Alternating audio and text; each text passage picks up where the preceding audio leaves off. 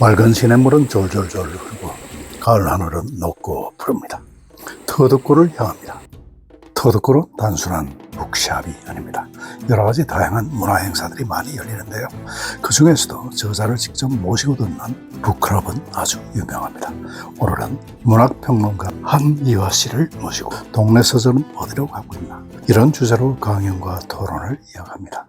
서점을 하시는 서점직이, 동네 서점 애호가들, 동네 서점 주인을 꿈꾸시는 분들 모두에게 유익한 강연이 될 것으로 믿습니다. 날은 벌써 추워졌어요. 어제 잠바를 입었는데요. 이게 보통 지금 쌀쌀한 게 아닙니다. 아마 금방 이렇게 추워질 것 같은데, 한 분 두 분 사람들이 지금 모이고, 밤중에 와보긴 또 처음인데 밤에 보니까 또 이게 분위기가 좀 다르네요.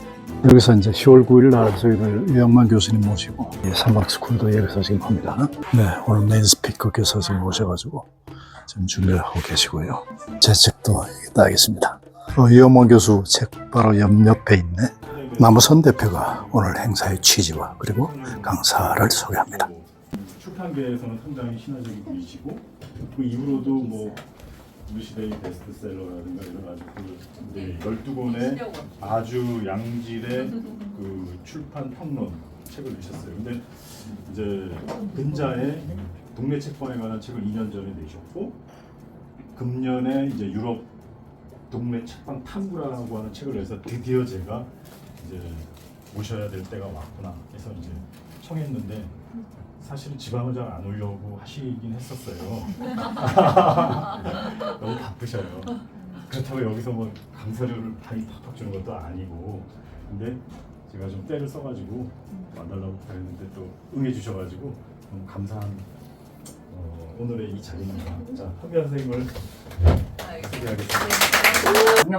작년 봄에 이제 유럽 책방, 엄밀히 말하면 영국하고 프랑스 책방을 중심으로 돌아보고 왔습니다. 그리고 그 얘기를 유럽 책방 문화탐구란 제목으로 올해 봄에 책을 내었습니다. 끝장 토론이라고 막 큰일 났다, 나 오늘 잠 못 자는 건가? 지금 여러분하고 만나는 건 동네 책방 순전탐구, 유럽 책방 문화탐구라는 두 권의 책을 낸 필자로서 만나고 있고요. 제가 그 40일이라는 짧다면 짧고 길다면 긴 그 기간 동안 제가 영국하고 프랑스를 왔다 갔다 하면서 그 두 나라의 서점을 이제 비교해서 봤거든요. 제 눈에는 두 나라의 서점이 너무 다른 거예요. 서점이 다른 건 알겠는데 이거 왜 다를까? 이게 궁금하잖아요. 서점의 역사가 한 이제 500년 정도 되거든요. 구텐베르크 그 이후부터 따지면. 근데 500년 동안 서점이라는 공간은 사실 아시는 것처럼 잘 변하지 않는 그런 공간으로 우리에게 알려져 있고, 가장 슬로우 미디어로 알려져 있지만 서점의 역사로 미루어 짐작하건데, 서점도 끊임없이 변했다. 그리고 지금의 서점 모습이라는 것도 미래에 보면 이 변화 중에 한 부분이겠구나, 이런 생각을 했습니다. 그러니까 혹시 질문 있으세요? 이제 나중에 물어보시면 그분들이 티가 나요. 서점 하시는 분들은 꼭 이런 질문을 하세요. 저 유럽 책방은 좀 할만하던가요? 뭐 아니면 뭐 유럽 책방에서 보고 오신 것 중에 우리나라에서 안 하고 있는 뭐 좋은 게 있었나요? 뭐 이런 걸 꼭 물어보십니다. 그럼 제가 서점 하십니까? 이렇게 물어보면 백발백중 서점을 하고 계세요. 보시면 입구 쪽에 이렇게 서점 출입구가 있는데, 이게 다 뭘까요? 책이 아니죠. 네. 다 온갖 잡동사니를 팔고 있습니다. 제임스 돈트가 반센노블의 이제 수장으로 갔습니다. 근데 영국에 이제 개인 서점을 운영하던 사람이었는데, 이 사람이 워터스톤스를 살려냈어요. 그때 제임스 돈트가 서점 체인을 살려냈는데, 이제 그리고 나서 다시 이 사람이 미국으로 넘어가서 반센노블을 이제 살려내면서 이제 그 매장 자체를 바꾸는 그런 리뉴얼 작업을 하고 있습니다. 뒷부분이 이제 리뉴얼한 결과인데, 뉴욕 어퍼이스트에 새로 단장한 반센노블의 사진을 보여드리고 있습니다. 아까 거랑 비교를 해보시면 좀 깔끔해졌죠. 그 지저분한 거 이제 다 드러내고, 드디어 앞으로 딱 서점 문을 열고 들어가면 아주 정갈한 원형의 목재 테이블에 딱 책들이 정갈하게 놓여져 있어서 독자들이 들어가면서 이렇게 책을 한 권씩 볼 수 있게 숨통이 트이는 서점다운 모습으로 다시 돌아가고 있습니다. 이게 미국 전역의 반센노블의 지금 최근 1, 2년간의 아주 가장 큰 변화 중에 하나입니다. 전 세계적으로 어쨌든 아주 유례없게 서점을 다른 시각으로 바라보고 서점을 통해서 뭔가 성공의 사례를 이끌어낸 사람이어서 그 얘기를 조금 길게 했는데, 그건 여러분들께서 한번 읽어보시면 좋을 것 같은데, 서점이 이런 식으로 무려 아주 어마어마한 대형 체인도 서점 본연의 모습으로 바뀌고 있다는 것은 아주 고미적인 일이었습니다. 파리 룩상부르 공원 근처에 있는 라 프로큐어 서점의 이제 그 전면부 모습을 보여드리고 있습니다. 옛날 교보문 것 같구나 이제 이런 생각을 많이 했습니다. 책들의 수준도 굉장히 높고요. 그리고 특히 그 고전에 관련된 책들 이런 책들이 아주 잘 컬렉션이 잘 진열되어 있는 모습을 볼 수 있습니다. 이 중형급 서점들에서 굿즈나 이런 걸 안 팔아요. 프랑스의 서점 정도가 서점이라는 자부심을 아직도 움켜쥐고 있는 그런 곳으로 보입니다. 30년 동안 프랑스 혁명을 겪어낸 나라고 자유평등 가계라는 걸 교과서에서 그냥 배워서 체득한 나라가 아니라 자기들 몸으로 배워서 이룩한 그런 나라이기 때문에 그 특유의 문화가 좀 남아있는 것 같습니다. 지식인이라는 개념도 영국과 프랑스가 상당히 다르거든요. 영국에서 지식인이라는 건 결국 지배계급입니다. 왕과 귀족이 살아남았기 때문에 영국에서 지식인이란 지배계급이고 그들의 가장 중요한 임무는 뭐냐 하면 평민에 대한 봉사, 노블리스 오블리주라고 하는 그것이거든요. 그런데 프랑스에서 지식인의 의무라는 것은 목숨 걸고 자기의 신념을 말할 수 있는 그런 행동하는 지식인이라는 개념이 굉장히 강하고요. 그리고 프랑스는 여전히 자기들이 세계에서 가장 지적인 국민이라고 생각하는 그런 자부심으로 똘똘 뭉친 사람들이기도 하고 또 한 가지 바칼로레아 아까 그 대학 입학 시험인 바칼로레아에서 철학 시험을 보는 나라이기도 합니다. 이런 이유 때문에 여전히 프랑스의 서점이 살아있는 거고 프랑스는 여전히 도서정가리가 지켜지고 있다. 랑법이라고 하죠. 프랑스의 책방과 영국의 책방은 왜 이렇게 다르지? 라고 했을 때 그 이유를 찾아보려고 했더니 실은 그 서점을 만든 사람들의 역사, 그 사람들이 중요하다고 생각하는 것들이 무엇인가를 깨달아야 지금 현재 서점 모습을 알 수 있더라고요. 혹시 어딘가에 가시면 다른 나라에 가시면 그 나라의 책방을 한번 잠깐 들려봐 주세요. 그리고 책방이 어떤 모습인지 한번 꼭 눈여겨봐 주세요. 왜? 그 나라 사람들이 무엇을 중요하게 생각하는지 또 그 문화의 최전선이 서점으로 여러분들 앞에 눈앞에 펼쳐집니다. 그러면 그 나라에 대해서 여러분들이 생각했던 것보다 훨씬 더 많은 걸 아실 수 있을 겁니다. 영업이익이 1.1%밖에 안 된다. 뭐 이런 조사 결과가 나와 있습니다. 그러니까 우리나라 일본도 서점이 참 많은 그런 나라 중에 이제 한 곳이거든요. 근데 일본도 이제 드디어 작년 올해 정도부터 막 계속 서점이 엄청나게 폐업을 하고 있습니다. 막 줄어들고 있습니다. 그러니까 흔히 서점 강국이라고 했던 나라들에서도 결코 쉬운 게 아닌 세상인 거죠. 그렇죠? 이거는 영국 케임브리지에 있는 워터스톤스 그 정문 사진을 제가 보여드리는 건데요. 영국도 마찬가지고 프랑스도 마찬가지인데요. 런던과 파리에 있던 서점들이 어쨌든 알게 모르게 조금씩 줄어들고 있습니다. 이 서점들이 지방으로 옮겨가거나 아예 지방에서 창업하는 서점의 숫자가 조금 더 늘고 있는 것, 이것이 뚜렷한 특징 중에 하나예요. 페르세포네 북스라고 페미니즘 전문 책방이에요. 이 책방이 원래는 런던에 있었습니다. 그런데 이 책방이 바스라고 하는 런던에서 조금 거리가 기차를 타고 1시간 한 10분에서 20분 정도 거리에 있는 지역으로 이전을 했습니다. 임대료가 높고 그 다음에 경쟁력이 없는 이것보다는 문화적 기반이 있는 다른 지역으로 서점을 이전해서 거기서 서점을 하고 있는 사례들이 이제 늘어나고 있습니다. 그 출판과 그 다음에 서점과 인쇄 제본이 실은 한 몸이었던 거예요. 역사적으로 보면. 그런데 이게 대중출판의 시대로 접어들면서 다 분화된 것이거든요. 그런데 지금 서점을 하고 있는 곳들을 가만히 보면 과거로 다시 돌아가거나 혹은 과거의 전통을 아직도 이어받아서 서점들이 출판 행위를 하는 곳들이 좀 있습니다. 그러니까 과거에 나온 책 중에 지금은 절판되어서 구할 수 없는 그런 책들이 있잖아요. 그런 책들 중에 좋은 것들을 골라서 다시 발행하는 식의 출판 행위를 하고 있고요. 혹은 이와 비슷한 형식으로 출판 행위를 하고 있는 서점들이 좀 있습니다. 좋은 아름답고 멋진 책방을 만나고 싶다고 하시면 처음에 문화적 기반이 있는 도시로 가시는 게 그게 최고의 지름길입니다. 특히 개인 서점은 그래서 서점 입지를 문화적 기반이 있는 도시에 아주 잘 포지셔닝하는 것, 그게 제가 봤을 때 가장 눈에 띈 첫 번째 현상이었는데요. 책방이라는 게 결국 특히 아날로그적인 이제 정서인 건데요. 그런 것하고 너무 이제 잘 매칭이 되는 거죠. 책사다리가 필요하죠. 그렇죠? 책사다리. 이 책방의 심벌 중에 하나가 책사다리. 를 가서 책을 꺼내려면 사다리가 당연히 필요해요. 그런데 프랑스 서점의 사다리는 늘 철제 사다리예요. 하고 이런 것으로 포장해서 독자들에게 접근하지 않고 책 자체로 접근하려고 하는 서로 다른 태도가 저는 사다리 하나에서도 되게 보인다라고 느꼈었는데 책 사다리가 책방의 심볼입니다. 서점 규모가 꽤 큰 곳이었는데도 불구하고 자기 서점의 고객들을 위해서 최대한 서비스하는 모습이라던가 그리고 저희 하는 것처럼 저자의 만남이라던가 이런 거 당연히 합니다. 북클럽? 당연히 합니다. 대전의 성심당과 지근거리 한 100m 거리에 있는 서점 혹시 이름 아시는 분 계세요? 다다르다, 예, 다다르다라고 하는 서점이 있습니다. 국내 책방을 처음 시작한 그런 1세대 서점 중에 하나인 거죠. 다다르다가 성심당과 아주 지근거리에 있는데요. 올해 다다르다 가서는 어떤 느낌이 들었냐면, 와, 서점에 대기를 하고 들어가더라고요. 서점에 1층이 카페 공간인데 좀 작은 공간이고요. 이렇게 계단을 타고 2층으로 올라가면 이제 이런 공간이 나오는데 1층에 대기가 있어요. 그래서 그 대기하시는 분들이 서점에 이제 이런 의자가 있는데 이렇게 앉아 있으면 다다르다의 김수태 대표가 대기가 너무 많으면 나와서 자기가 잠깐 대전에 관련해서 얘기를 좀 해줘요. 제가 처음 다다르다를 갔을 때와는 비교할 수 없을 정도로 조금 달라진 그런 모습을 볼 수 있었는데 서점 자체로 독자들을 막그 물밀듯이 끌어오기에는 솔직히 좀 한계가 있고요.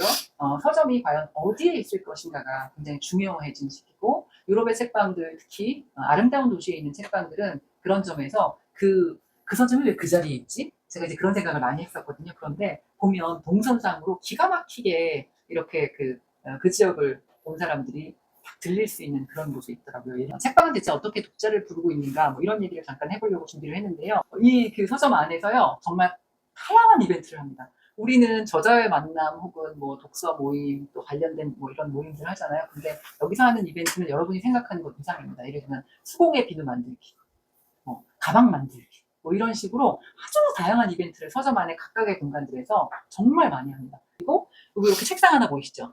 이 책상을 지역 예술가에게 대여를 합니다. 사람이 여기 와서 뭔가 작업을 했다고 하면 그 사람의 뭔가도 여기 이제 아카이빙 되어 있는 거죠. 그게 리딩 트리, 그거를 만든 사람이 만든 작품이에요. 그리고 그 사람 연락처가 보이시죠? 네. 이 사람 작품에 관심 있으면 연락하시면 되는 거예요. 그런 작품 사시고 싶으시면 메시지 띄우시면 되는 거죠. 그런 식으로 같이 이 서점을 지금의 모습으로 만드는데 협력했던 서점의 친구들의 이야기가 이 공간에 아카이빙 되어 있고 그들과 끊임없이 뭔가를 하고 있는 그런 공간으로서의 모습입니다. 저희 책 얘기하는 것보다는 음악 한번 연주하는 게 청중을 가장 쉽게 이렇게 싹 끌어들일 수 있는 방법인 거잖아요. 이 서점에 그 방방이 다 컨셉이 있어서요. 방방 컨셉이 아주 재미있는 그런 공간이었는데 저 같은 경우에는 특히 어린이 책 코너가 너무너무 근사했어요. 이게 어린이 책 코너입니다. 이게 리딩 트리입니다. 이걸 원래부터 있었던 게 아니라요. 예술가가 이렇게 리딩 트리를 만든 거예요. 그리고 지금 책이 쌓여 있지만 여기 어린이들이 앉을 수 있어요. 그러니까 어린이들이 책이란 즐거운 것이야. 서점에 가면 난 기분 좋고 즐거워. 그런 걸 느끼라고 어린이 공간을 특별히 이렇게 만들었다라는 게 이 서점 주인의 이야기였는데요. 리딩 클럽 당연히 합니다. 왜 구독 서비스, 최애나 책방이 구독 서비스 이런 거 달에 한 번 책정해서 구독 서비스 하는 거 아시죠? 근데 이제 그 숫자가 세 자릿수로 늘어나면서 그게 이제 좀 파워가 있거든요. 네, 구독 서비스 당연히 합니다. 그리고 특히 구독 서비스를 팬데믹 즈음에 서점을 운영하는데 아주 큰 힘들이 되었다고 합니다. 리딩 스파라고 있습니다. 그래서 일정하게 돈을 내면요, 서점의 직원이 그 사람과 상담을 하고 나서 그 사람이 원하는 책을 골라주는 그런 리딩 스파 서비스가 있는데, 그 다음에 북 바우처 당연히 있고요. 기본적으로 이거 다 합니다. 서점의 공간, 서점의 입지와 상관없이 서점이 비즈니스로 살아남기 위해서 할 수 있는 건 다 하고, 이런 것들은 실은 우리나라에서도 한 서점이 다 하지는 않아도 일정하게 뭐 이걸 한다거나 이걸 한다거나 하는 것들을 지금 하고 있죠. 굿즈는 보시면 에코백, 먹을 거 이거 기본이죠. 그 다음에 엽서, 그 다음에 티셔츠 기본이죠. 요거 말고도 또 있는데요. 다른 디자인이 제가 그것들은 다 가져오지 않았습니다. 이거 다 기본입니다. 요 정도는 기본에 해당하는 것 같고요. 여기서도 파생해서 지역 예술가와 조금 더 긴밀한 관계에 있는 서점이면 그 서점에서만 살 수 있는 엽서, 그 서점에서만 살 수 있는 뭐 카드 이런 거 있죠. 그런 거를 판다거나 아니면 서점의 모습 같은 것들을 누가 이렇게 잘 그린 그런 뭐 이렇게 그림 같은 걸 판다거나 뭐 이런 식으로 그 서점이 할 수 있는 어떤 독특한 굿즈 이런 것들은 정말 열과 성을 다해서 팔고 있더라고요. 이렇게 지역에 잘 자리 잡은 서점들이 결국 지역을 대표하는 하나의 브랜드 역할을 하고 있구나, 그런 생각을 조금 많이 했습니다. 부모님들이 이제 아이들하고 같이 가시면 여기에 이제 아니크 캐슬에서 이 사람이 아이들한테 빗자루 하나씩 주고 이제 너희들에게 가르쳐 주겠다. 내가 빗자루 타고 하늘을 나는 법을 이제부터 알려주겠다. 잘 들어. 아브라카다브라 뭐 이러면서 애들에게 막 주문내는 걸 가르쳐 줘요. 그럼 애들이 똑같이 막 따라해요. 진짜 되는 거예요? 막 이러면서 아브라카다브라 막 해요. 어떻게 하는 거냐면 아이들이 빗자루를 타고 막 뛰어가면서 발을 펄쩍 하는 거예요. 이렇게.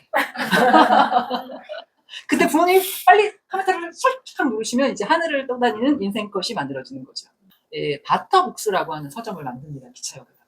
그래서 역시 들어가 보면 이렇게 예전의 기차역이었던 모습, 기차 이런 모습을 그대로 살린 서점이 이제 탄생했습니다. 그러면서 장난감 기차가 위에 돌고요. 이제 안쪽 문으로 들어가면 이제 이런 공간들이 펼쳐집니다. 이런 공간이. 그래서 위에는 이게 다 식구예요.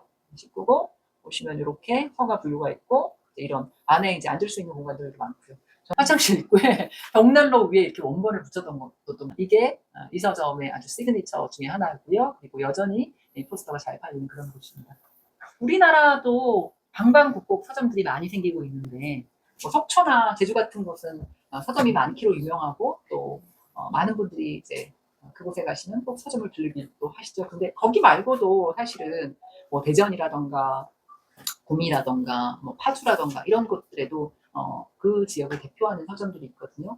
이 서점들이 예를 들면 아니크의 바터북스라던가 아니면 에딘버러에 있는 그뭐 바스에 있는 뭐 미스터 비즈의 어쩌고저쩌고 하는 그 서점이라던가 이런 서점들처럼 그 지역을 대표하고 그 지역을 가장 잘 보여주는 서점으로 성장하지 말라는 법은 없거든요. 물론 우리는 이제 동네 책방이 생긴 게 지금 터득골도 거의 1세대 책방인데 8년 차인 거잖아요. 그러니까 우리가 지금 8년 차인데 저렇게 되기를 꿈꾸는 건 너무 갭이 많죠. 갭이 많지만 이 서점들이 꾸준히 서점을 하고 그리고 지속 가능한 해법을 얻으면서 저렇게 먼 이국에서 그 서점을 보러 오는 사람들이 생기는 그런 곳이 또 되지 말라는 법은 없고 그 길을 지금 어떻게 보면 우리가 하나하나 찾아가는 건 아닐까 저는 개인적으로 좀 그런 생각을 했습니다. 이렇게 약 1시간 반에 걸친 한미화님의 아주 인사이드 깊은 기조 강연이 있었습니다.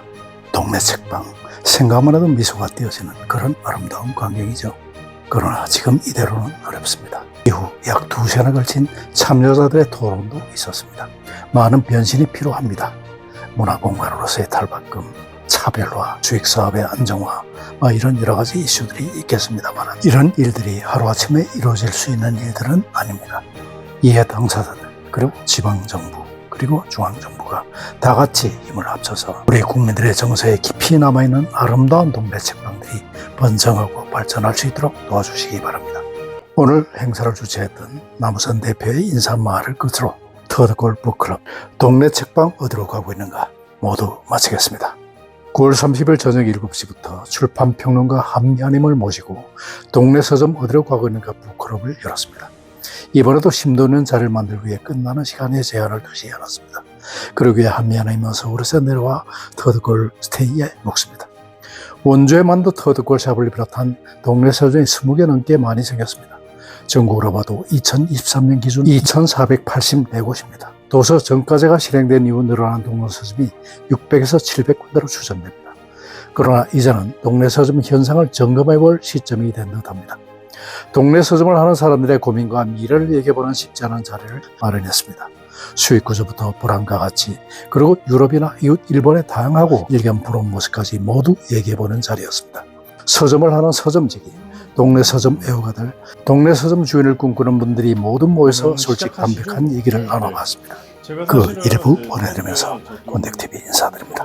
오늘도 행복한 하루 되십시오. 감사합니다. 이 프로그램 자체가 13개 이제 지역 서점, 원주 지역에 지역 서점의